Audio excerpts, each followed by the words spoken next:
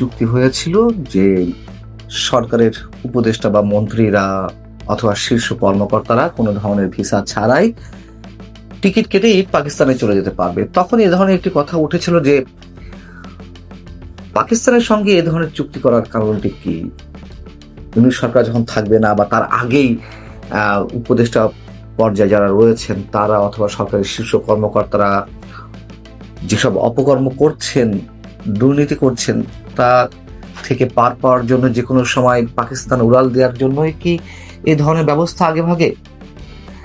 যে কারণেই করে রাখা হোক না কেন এই চুক্তিটি, সাবেক যে উপদেষ্টারা, এই উপদেষ্টাদের এখন আর ওই ধরনের কোনো সুযোগ নেই। তার কারণ তারা তো এখন সাবেক হয়ে গেছেন, সরকারের উপদেষ্টাও নেই।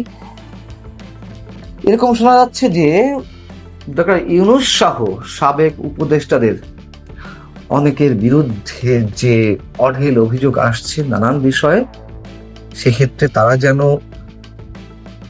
বিদেশে যেতে না পারে আগে থেকেই এয়ারপোর্টের ইমিগ্রেশনগুলোতে বলে রাখা যে তাদের কোনো নজরদারি রাখার জন্য। এগুলো শোনা, এগুলো সবই গুঞ্জন, আমি বলছি না এর কোনো ভিত্তি খুব ডেফিনেট করে আছে।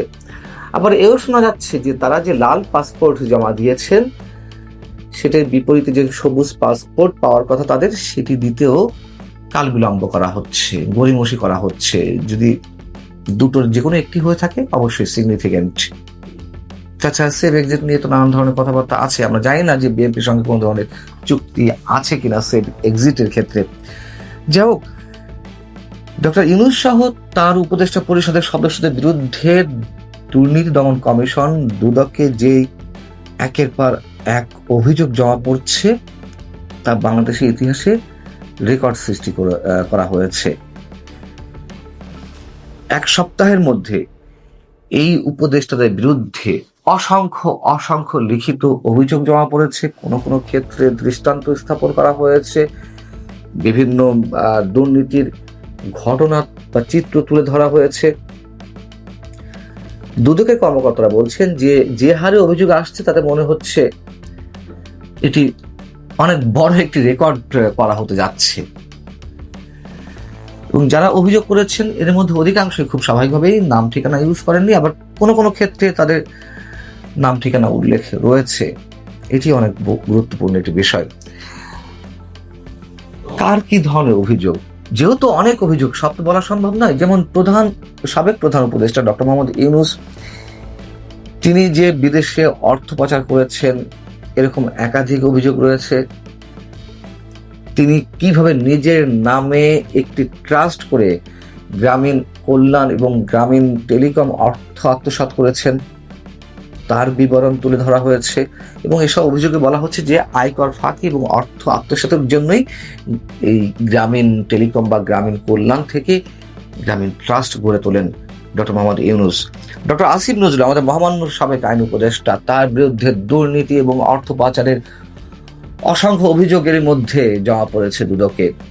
মামলা বাণিজ্য, জামিন বাণিজ্য, বিচারক পদায়নের ক্ষেত্রে আরো অন্যান্য বিষয়ে তার যে ব্যাপক দুর্নীতি, সেইগুলো দুদকের ফাইলপত্র ঘাটলে বোঝা যাবে, অথবা যেসব অভিযোগ সেখানে জমা পড়ছে।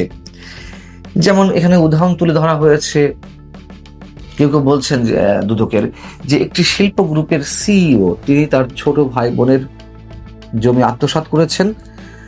তার বোন যে তার বিরুদ্ধে মামলা করেছে, সেই মামলায় পিবিআই সেই মামলাটি তদন্ত করছে এবং তারা জালিয়াতির প্রমাণ পেয়েছে। আসামির বিরুদ্ধে গ্রেপ্তারি পরোয়ানা জারি করা হয়েছে। কিন্তু আসিফ নজরুল্লাহকে 20 কোটি টাকার বিনিময়ে সেই যে শিল্প গ্রুপের সিইও, তাকে তিনি আটক হওয়ার পর তার জামিনের ব্যবস্থা করে দিয়েছেন।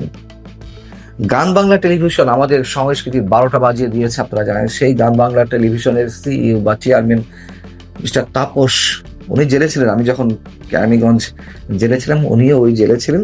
তারপর কোনো এক সময় অস্বাভাবিক গতিতে তিনি জামিন পেয়ে গেলেন। তার জামিনের ক্ষেত্রে নাকি ব্যাপক অঙ্কের টাকা দেওয়া লেগেছে ডক্টর আসিফ নজরুলকে।